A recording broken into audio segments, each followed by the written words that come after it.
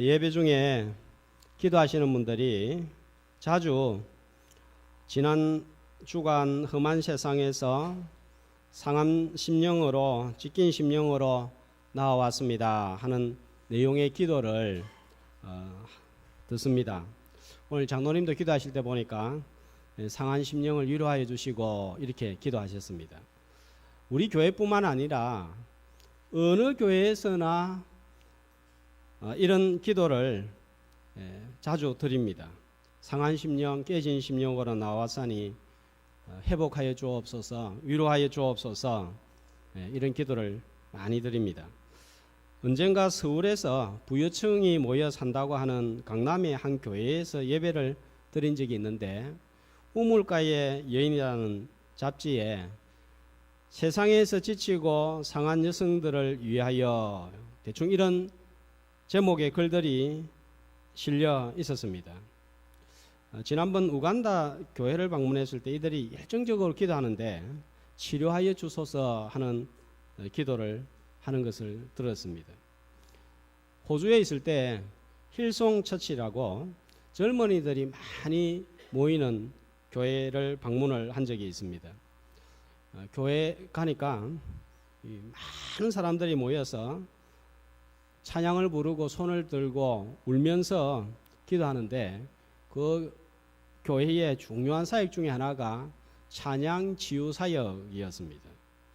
예배하기 전에 그 주변을 잠깐 둘러봤는데 그 사람들의 삶의 환경은 우리하고 차원이 다른 거예요. 너무너무 잘 사는 거예요. 그런데도 그곳에 몰려서 많은 사람들이 치유를 위하여서 기도하는 것을 보면 이렇게 잘 사는 호주 땅도 상한 심령, 깨진 심령이 많구나 하는 생각이 들었습니다. 한국은 한국이기 때문에 괴롭고 세상이 험합니다. 우간다는 우간다이기 때문에 힘이 듭니다. 호주는 호주이기 때문에 험합니다.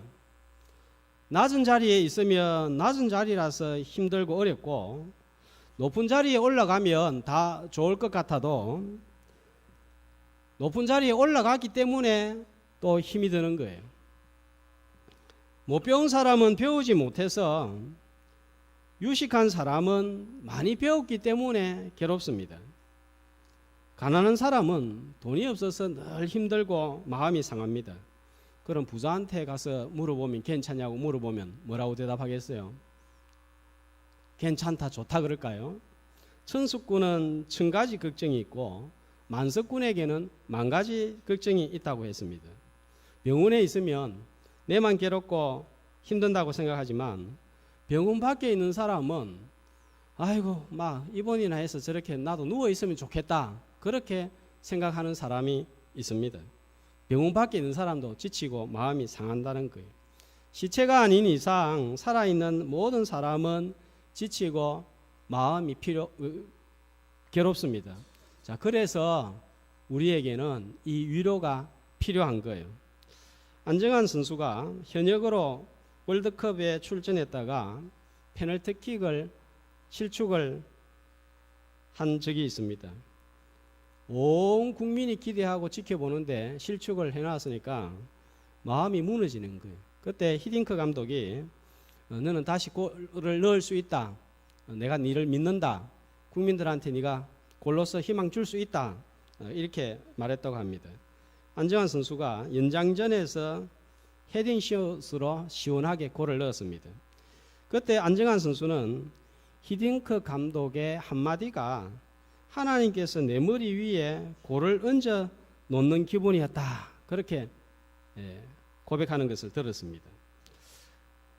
돈 때문에, 건강 때문에, 사람 때문에 마음이 상할 때가 한두 번이 아닙니다. 직장에서는 일에 치이고 동료들한테는 무시당하고 자존심이 다 구겨집니다. 우리 부모님들 얼굴에 주름살이 많습니다. 왜 주름살이 생깁니까? 세월이 흐를수록 주름살이 깊이 파이는 이유는 마음이 지치고 상하고 힘들기 때문입니다. 자, 오늘은 어버이 주일입니다. 부모님에게 최고의 효도는 상하고 지친 마음을 위로하는 거예요. 아무리 힘들고 어려워도 자녀들이 부모들의 수고를 알아주고 따뜻한 말 한마디, 여기에다 조금의 선물까지 더해지면 이 주름살이 펴지고 얼굴에 웃음이 도는 거예요. 우리 교회에서는 우리가 지금 믿음 생활을 열심히 할 수 있는 이런 신앙의 터전 교회가 주어졌는데, 그냥 주어진 게 아니에요. 이전에 연세 드신 장로님들, 집사님들, 권사님들이 수고하고 봉사했습니다. 헌금하고 헌신했습니다. 이 신앙의 터전을 우리가 물려받은 거예요. 바울은 이런 자들을 알아주라 했는데 이제는 안 보이고 봉사 못하고 힘이 없으니까 우리 젊은 사람들이 많이 이것을 놓칩니다. 또 그분들도 이제는 위로를 받아야 되는 거예요.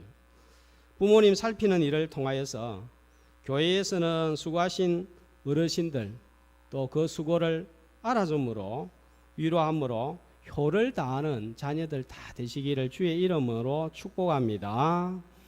내가 지치고 마음이 상할 때 위로하는 누군가가 있다는 것은 참으로 감사한 거예요. 안정환 선수처럼 그렇게 위로할 수 있는 사람이 있다는 거 감사한 거예요. 자, 19절 말씀을 한번 볼까요? 마르다와 마리아 자매가 오파를 잃고 큰 슬픔에 빠졌습니다. 자, 그런데 유대인들이 이 가정을 찾아옵니다. 뭐하러 찾아왔습니까? 위문하러, 위로 방문하러 온 거예요. 몇 사람이요? 많은 사람이. 장례식이 발생했을 때 이렇게 많은 사람이 찾아온다는 것은 너무 감사한 일이죠. 평소에 이 가정이 어떻게 처신하고 살았는지를 보여주는 장면입니다. 사람의 방문이 우리에게 어느 정도 위로가 되는 것은 사실입니다. 그러나 어떤 사람도 진짜 위로는 줄 수 없습니다. 사람의 위로는 일시적이고 순간적인 위로를 줄지는 몰라도 그들의 방문이 오빠 이런 상한 심령에 완전한 위로를 주지는 못한 거예요. 37절 말씀해 보니까 이 방문했다고 한 사람들, 위로한다고 한 사람이 무슨 말을 합니까? 구장 사건을 떠올리면서 아무 상관도 없는 길가에 있는 맹인은 눈을 뜨게 해주면서도 사랑한다고 하는, 사랑하시는 자라고 하는 나사로는 왜 살려주지 못하느냐? 이게 지금 슬픔에 젖은 가정에 할 말이 아니에요.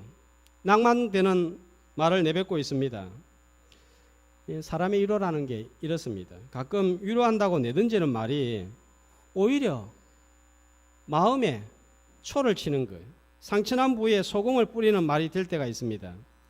어떤 데는 보면 이 상황에서 왜 저런 말을 해야 되나 이 생각이 듭니다. 그런데 이런 실수를 그 사람만 하는 게 아니라 나도 하고 너도 하고 종종 합니다. 자녀가 제일 큰 위로가 된다고 하지만 자녀 때문에 제일 큰 상처를 입기도 하는 거예요. 모두가 지치고 상한 심령이기 때문에 참된 위로자를 만나야만 회복이 되고 치유가 됩니다. 누가 참된 위로자입니까? 마르다와 마리아의 눈물을 누가 그치게 만들어 주었습니까? 예수님이신 거예요. 예수님이 세상에 오신 이유는 참된 위로를 주시기 위함이었습니다. 예수님을 가리켜서 보혜사라고 합니다. 또 다른 보혜사를 보내기 전에 예수님이 먼저 우리에게 오셨습니다. 사람들이 주는 위로는 일시적이고 순간적이지만 예수님이 주시는 위로는 영원한 위로입니다. 진짜 위로입니다. 그래서 고린도후서 1장 3절 4절에 보면 바울은 하나님을 어떤 하나님으로 고백했습니까? 위로의 하나님. 그래서 바울은 뭐합니까? 찬송하리로다 하고 있습니다. 위로의 하나님께서 아들 예수님을 세상에 보내셔서 위로하시는 일을 하게 하셨습니다. 35절에 보니까 아파할 때에 예수님께서 같이 울어 주셨습니다. 예수님께서 참 위로자가 되시는 이유가 뭡니까? 예수님만이 우리의 모든 문제를 해결해 주실 수 있는 유일한 분이시기 때문입니다. 19절 말씀해 보면 많은 사람들이 위로하러 왔지만 마르다와 마리아의 슬픔을 가라앉히지 못했습니다. 더군다나 지금 오빠 나사로의 죽음의 문제는 사람이 해결할 수 있는 문제가 아니에요. 그런데 예수님이 찾아오시니까 사람이 해결할 수 없는 일이 해결이 됩니다. 여러 가지 문제로 골치가 아프고 날마다 스트레스가 쌓여갑니다. 그런 일들 가운데서 내가 해결할 수 있는 일이 몇 가지나 됩니까? 몇 가지나 되죠?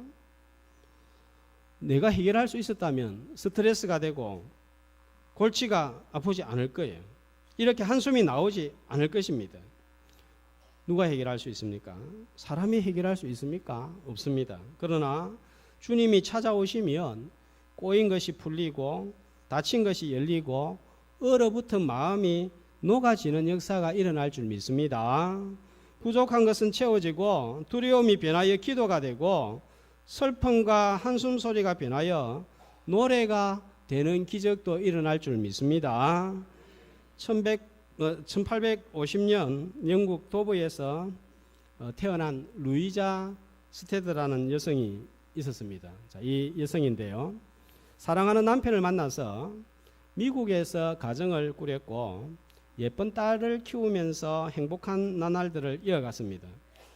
어느 날 가족이 함께 바닷가로 휴양을 떠났습니다. 펼쳐진 깨끗한 바다 위에서 가족이 일광욕을 즐기고 있는데 갑자기 저 바닷가에서 소년 한 명이 살려주세요 하는 비명 소리를 들었습니다. 소리를 나는 곳으로 눈을 돌리자마자 남편 스테드가 뒤를 돌아보지도 않고 이 소년을 구하기 위하여 바닷가로 뛰어들었습니다. 바닷물로 뛰어들었습니다. 물에 빠진 소년은 물에 빠진 사람이 다 그렇듯이 딱 이 남편을 붙들고는 놓아주지를 않는 거예요. 놓아줘야 뭐 손을 잡고 헤엄을 치고 나오든지 할 텐데 꽉 붙들고는 안 놓아주는 거예요. 그런 중에 큰 파도가 몰아쳤습니다. 휩쓸려서 소년과 남편이 바닷속으로 빠져들었습니다. 시간이 한참 지났습니다. 소년도 남편도 나오지 못했습니다. 둘 다 익사하고 말았습니다. 정말 눈앞에서 순식간에 일어난 일이었습니다. 갑작스럽게 아내는 남편을 잃고 딸은 아빠를 잃었습니다. 하나님이 원망스럽고 또 따지기도 하면서 울부짖었습니다.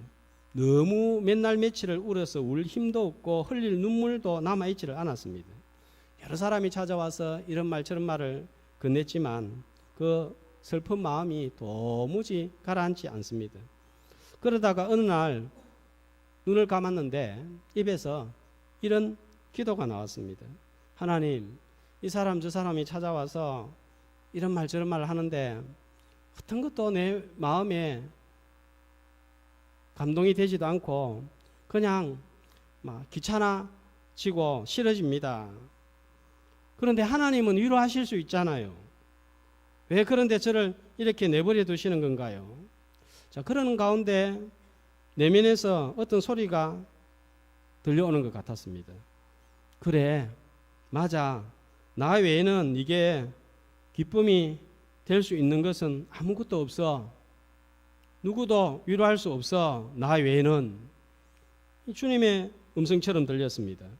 그리고는 마음을 고쳐먹고 그래, 어떤 일이 발생해도 하나님만을 의지하고 하나님만을 기쁨으로 삼자.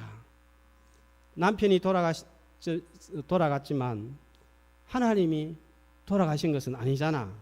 그리고 시를 쭉 쓰는데 그 시가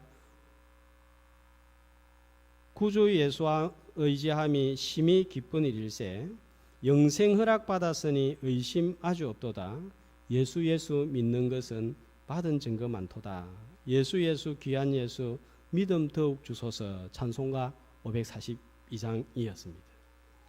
남편 이런 상황에서 이런 노래가 나온다는 게 가능할까요? 불가능한 거예요. 그러나 주님이 찾아오시니까 불가능한 위로가 주어지고 눈에서 흐르는 눈물 대신 입에서 찬송이 흘러나왔습니다. 주님이 찾아오시면 이런 불가능한 위로가 우리에게 주어진다는 거예요. 20절 마르다를 한번 다시 보겠습니다. 많은 위문객들이 있었지만 위로가 되지를 못했습니다. 죽은 오빠를 사람들이 어떻게 할 수가 없으니까요. 그러나 예수님께서 찾아오시니까 마르다 어떻게 합니까? 예수님께서 오신다는 말을 듣고 어떻게 하죠? 나아가서 맞이했습니다. 그런데 어떻게 나아가서 맞이했죠? 예, 글자 한자가 중요해요. 곧 빨리 나아가서 예수님을 맞이했습니다. 주님이 찾아오시니까 이 나사로 가정에 사는 역사가 일어나고 슬픔이 물러가고 어둠이 물러가는 현장이 되었습니다. 요한계시록 21장 4절은 이렇게 증가하고 있습니다. 한 목소리로 모든 눈물을 사망이 없고 애통하는 것이나 고가는 것이나 아픈 것이 다시 있지 아니하리니. 자, 천국에서 누리게 될 성도의 영광입니다. 자, 뭐가 없습니까? 사망이 없고 고가는 것이나 애통하는 것이나 고가는 것이나 아픈 것이 다시 있지 아니하리니. 자, 나사로 가정이 어땠습니까? 죽음이 있었고 고가는 것이 가득했는데 예수님이 찾아오시니까 사는 역사가 일어났습니다. 죽음이 물러갔습니다. 장례식이 잔치집이 된 거예요. 무슨 일이 있어도 주님 붙들고 나아갈 때 위로를 경험하는 성도들이 되시기를 주의 이름으로 축복합니다.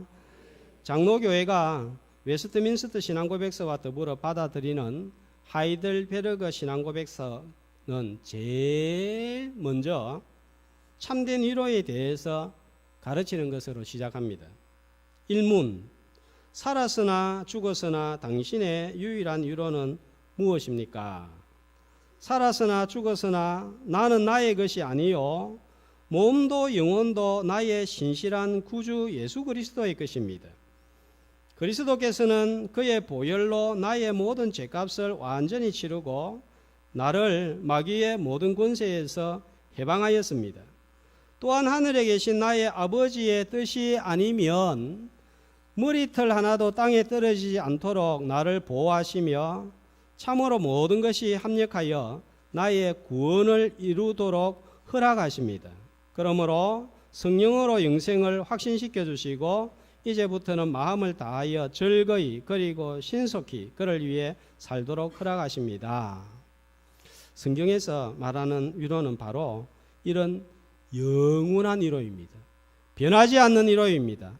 언제든지 가질 수 있는 위로입니다. 이사야 40장 1절은 이렇게 위로에 대해서 말씀합니다. 같이 너희의 하나님이 이르시되 너희는 위로하라 내 백성을 위로하라. 이 말씀이 어떤 배경 가운데 나온 말씀입니까?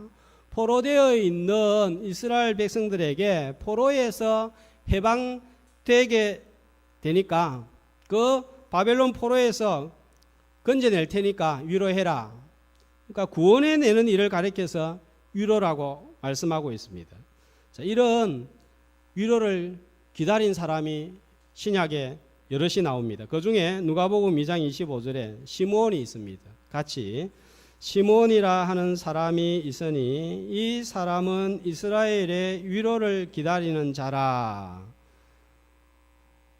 자, 시므온이 위로를 기다리고 있었다 했는데 여기에서 말하는 위로는 뭡니까? 예, 이스라엘의 구원을 말하는 거예요. 구원자를 기다리고 있는 거예요. 주님이 우리를 구원하신 것이 위로입니다. 우리를 영적으로 구원하신 그 주님은 오늘 육적으로도 얼마든지 위로하실 수 있는 분이에요. 그리고 보혜사 성령님을 위로자라고 합니다. 성경에서 말하는 위로는 철저하게 이렇게 삼위 하나님과 연결이 되어 있습니다. 성부 하나님께서 구원자를 보내실 것을 말씀하셨고 성자 예수님께서 우리의 위로자로 오셨습니다. 성령님은 예수님이 승천하신 후에 또 다른 보혜사 위로자로 우리 마음속에 계십니다. 삼위 하나님께서 나를 위하여 행하시는 일을 알고 깨달을 때 비로소 참된 위로가 우리 속에 시작이 되는 거예요. 참된 위로는 하나님만 하실 수 있는 일이기 때문입니다. 삶이 평탄할 때는 사람들 머리에 온갖 생각이 다 들어 있습니다. 신학도 교회에 어려움이 없을 때는 별의별 신학이 다 등장을 했습니다. 신학교인데 죽었다, 하나님은 죽었다, 이 죽음의 신학이 등장합니다. 중세시대에는 핍박도 없고 전부 다 교회에 나오니까 좋을 것 같았는데 교회가 부패하고 타락하기 시작했습니다. 평상시에 우리가 살면서 바라보는 게 너무 많은 것 같아요. 여기저기 오라 하는데 쫓아다니고 텔레비전 보고 쓸데없이 에너지가 남으니까 남의 일에 참견하고 간섭하고 먹고 노는 일에 관심이 많습니다. 우리 경상도 사람들이 특별히 더 그런 것 같아요. 서울 사람들은 딱 주차해놨는데 다른 사람이 이렇게 주차하는데 별 관심이 없어요. 그냥 주차하겠지 하고 지나갑니다. 그런데 경상도 사람은 주차하는데 부딪힐 것 같으면 어떻게 하고 지나갑니까? 부딪힌다, 어허. 쓰레기 비우러 나가면 서울 사람은 남자가 비우러 나와도 그냥 비우러 나오는 거나 지나갑니다. 그런데 경상도 여자분들은 남자가 쓰레기 비우러 나오면, 음식 쓰레기 비우러 나오면 눈을 이상하게 뜨고 이렇게 쳐다보고 그럽니다. 그냥 어려움이 없고 막 평탄하다 보면 사람 마음이 그렇게 되는 것 같습니다. 그러나 겨울이 오면 추워지고 자연계가 단순해지듯이 어려움이 찾아오면 생각이 단순해집니다. 몸이 아프면 낫기만 바랍니다. 평소에 욕심 많고 잔소리 많던 아내도 남편이 심하게 아프면 다른 거 다 바랄 거 없고 그냥 남편이 건강만 했으면 좋겠다. 애를 먹여도 건강만 했으면 좋겠다. 이런 생각이 드는 거예요. 그러면서 울다가 기도하다가 은혜를 받는 것입니다. 하나님은 때로 우리를 단순하게 만들어서 하나님만 바라보도록 하십니다. 골치 아픈 일이나 사건을 통해서 다른 것들 쓸데없는데 에너지 많이 낭비했는데 멈추고 주님만 바라보게 하시는 겁니다. 그리고 주님을 주목하게 만들고 교회 나오면서도 주님을 사랑한다는 게, 위로를 받는다는 게, 은혜를 받는다는 것이, 주님의 음성을 듣는다는 것이 몰랐는데 비로소 깨닫기 시작합니다. 나사로 집에 왜 슬픔이 찾아왔습니까? 이 슬픔 때문에 주님이 이 가정을 방문한 거예요. 그리고 이전에 바라보았던 몰랐던 주님을 다시 알고 깨닫고 집중하도록 했습니다. 주님을 만나면 왜 내한테 이런 일이 벌어지는지, 왜 예수님은 내가 그렇게 절박한데 이틀이나 늦게 오셨는지 이해할 수 없었는데 이해가 되는 거예요. 왜 예수님이 이틀이나 그렇게 절박한 상황임에도 불구하고 늦게 오셨습니까? 15절에 뭐라고 그럽니까? 너희로 믿게 하려 함이라. 또 왜 늦어졌습니까? 40절 말씀, 하나님의 영광을 보게 하기 위함이었습니다. 오셔서 사람이 할 수 없는 일을 이루어 주셨습니다. 내가 주님을 포기하는 일이 생길 수는 있지만 주님이 나를 포기하는 일은 절대로 일어나지 않습니다. 반드시 절박한 상황 가운데 있다면 찾아오시고 위로하여 주십니다. 그러므로 어떤 일을 만나더라도 상황과 문제보다 훨씬 더 크신 주님을 기억하고 주님께 빨리 달려나가는 성도들이 되시기를 주의 이름으로 축복합니다. 이 예배의 시간이 주님이 오셔 있는데 빨리 나가서 맞이하는 복된 은혜의 시간이 되시기를 주의 이름으로 소망합니다. 마리아를 한번 보세요. 예수님께서 오셨는데 20절에 마리아는 어떻게 있습니까? 그냥 집에 앉아 있었습니다. 자, 이 점에서는 마르다가 마리아보다 훨씬 더 주님을 사모했고 기다렸고 대응을 잘 했습니다. 나중에 28절에 보면 예수님께서 마리아가 앉아 있으니까 어떻게 하십니까? 28절 말씀. 선생님이 오셔서 너를 부르신다. 사람을 통해서 그렇게 전달을 했습니다. 내가 왔다. 슬픔에 빠져 앉아 있지만 말고 나를 찾으라. 슬픔과 눈물을 닦아주기 위해서 바로 앞에 와 있다. 자, 그리고 마리아도 달려나가서 주님의 위로를 경험했습니다. 우리가 전에 많이 불렀던 찬양, 슬픈 마음 있는 자, 몸과 영혼 병든 자, 누구든지 부르시오. 예수 이름 부르시오. 그 이름을 믿는 자, 그 이름을 부르는 자, 그가 어떤 사람이든 그는 구원을 이리, 그는 위로를 받을 것입니다. 우리 주변에 두 종류의 사람이 있습니다. 내 잘못과 실수에 대하여 지적하고 책망하는 검사 같은 사람, 반대로 허물과 실수를 덮어주는 변호사 같은 사람. 어떤 사람이 내 옆에 있기를 원합니까? 아무도 검사 같은 사람이 있기를 원하지 않고 변호사 같은 사람이 있기를 원할 것입니다. 그렇다면 상대방도 내가 검사 같은 사람이 아니라 변호사 같은 사람이 되기를 원합니다. 어떻게 내가 변호사 같은 덮어주고 위로하는 사람이 될 수 있습니까? 고린도후서 1장 3절 4절 다 같이 한 목소리로 읽겠습니다. 찬송하리로다. 그는 모든 위로의 하나님이시며 모든 환난 중에서 우리를 위로하사 우리로 하여금 하나님께 받는 위로로서 모든 환난 중에 있는 자들을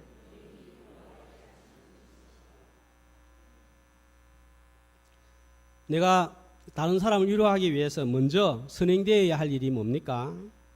내가 하나님께 받는 위로가 있어야 되는 거예요. 그러니까 받아가지고 나누어 주지.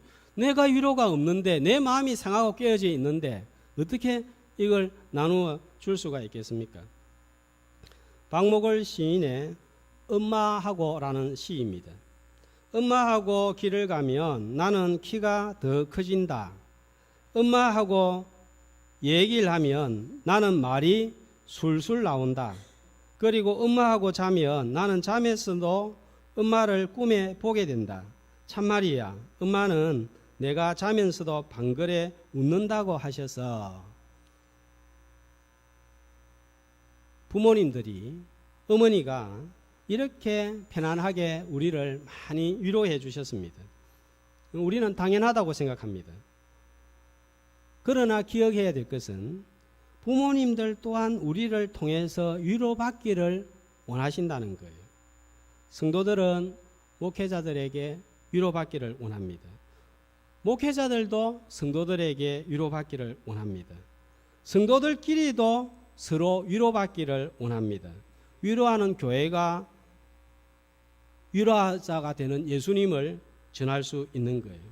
자, 슬픔과 어려움과 문제 속에서 참된 위로자가 되시는 주님의 위로를 받고 신앙의 철이 들고 인생의 철이 들어서 옆에 있는 사람들에게 위로를 주며 부모님들에게 위로를 전달하는 위로자들 다 되시기를 주의 이름으로 소망합니다.